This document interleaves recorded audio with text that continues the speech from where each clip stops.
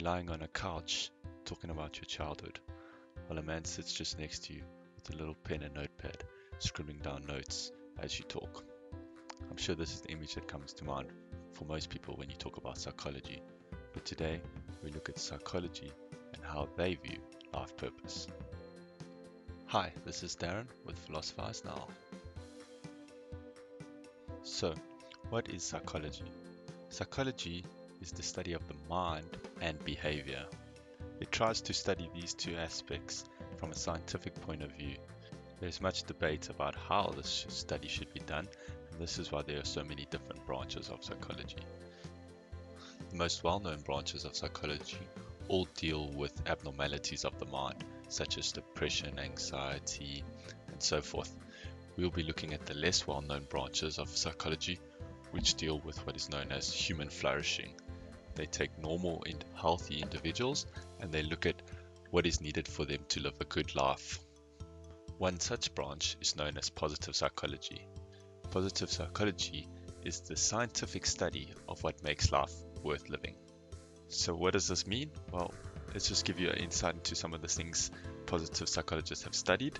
They've studied the correlation between a happy life and a meaningful life, and have found that it's strongly correlated. They studied such factors as how life satisfaction, full engagement in activities, utilizing one's personal strengths, investing in something larger than oneself, and something known as flow experiences, how all these contribute to the individual believing their life is worth living. All these findings are pretty self-explanatory, except for flow experiences. Flow experiences is the meaning and fulfillment felt when you master a challenging task. And what is found is it's not what task it is, but more how the task is approached and performed. So I'm sure all of you have had that time when you're either trying to solve a maths problem or a riddle, and it feels like you spent 5 minutes on it, but when you look at the clock, you've noticed that 1 or 2 hours have passed. It's that experience. All this research is then taken and used to create models which can then be used in our daily lives. The first and most well-known model was created by Abraham Maslow and is known as Maslow's Hierarchy. This model involves a series of stages that an individual must complete in order to reach the end goal of self-actualization. The first stage involves physiological needs such as food, water, and warmth. The second stage involves safety needs. Safety needs is not just personal safety, but also things like financial safety and feeling safe in one's family. The third stage is the need to be loved and to belong. This involves having intimate relationships as well as feeling loved and having a good support system. The fourth stage involves esteem needs.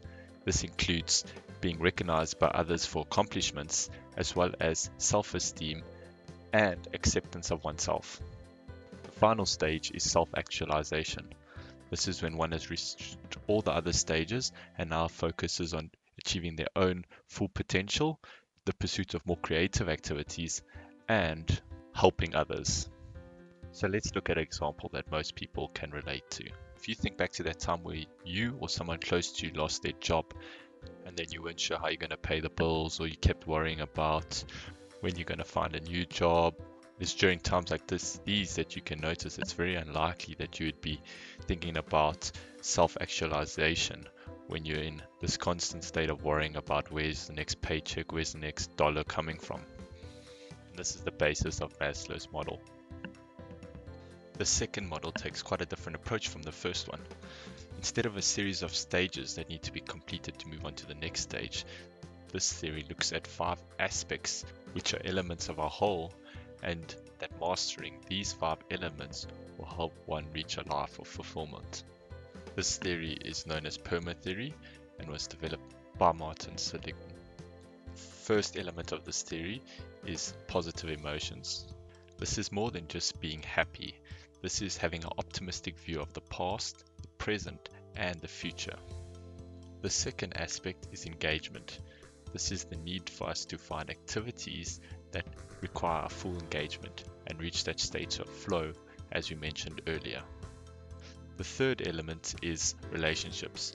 Because humans are social animals, we thrive on love, connection, and intimacy with others, and it is very important to build strong relationships with family and friends. The fourth aspect is meaning, and this aspect proposes that it is very important for humans to have a clear, distinct purpose while they are on this earth. We will go into more detail about this specific aspect later in the video. The fifth and final aspect is accomplishments. This involves having goals and ambition, but also keeping in mind that these goals are realistic so that one can achieve the goals and have a sense of satisfaction from achieving these goals.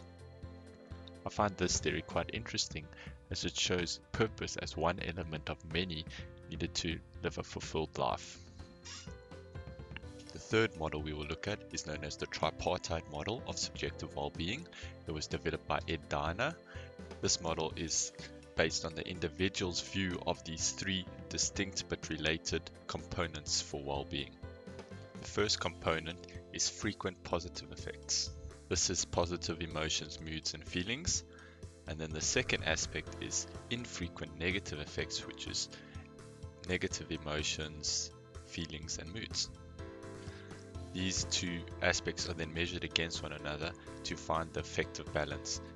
If the balance is towards positive emotions, this can be associated with a greater happiness and outlook on one's life. The final aspect is life satisfaction.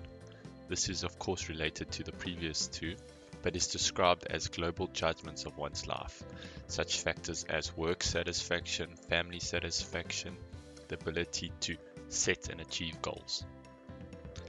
Next we will look at logotherapy. This was a theory created by Viktor Frankl. This is a theory for life purpose as well as a treatment method. This theory is based on the premise that humans are driven to find a sense of meaning and purpose in their life. There are three ways this is done. First, by creating work or accomplishing some tasks. Second, by experiencing something fully or loving somebody. And thirdly, by the attitude that one adopts towards unavoidable suffering. Next, we will look at terror management theory. So this theory proposes a basic psychological conflict, which is the result of our self-preservation instincts and the realization that we will eventually die. This conflict produces a terror which is then managed by adopting cultural values or symbolic systems that help give life a sense of meaning and value. Some such beliefs are belief in the afterlife, in reincarnation, or in any other aspect that makes one feel like they are part of something greater which will outlive them. And finally, we will look at developmental stage theories. This is a group of theories that were initially created to divide child development into distinct stages where certain aspects of life are mastered. Later theorists expanded this developmental theory to include adult development. The basis of these theories is that there are a set of goals or focal points in each stage which need to be achieved or modified so that one can successfully move through this stage into the next stage. Thanks for watching. Please hit the like button if you enjoyed this video and subscribe if you'd like to see more videos in the future. I've also attached a list of references in the About section of this video, and please feel free to leave suggestions for topics for future videos.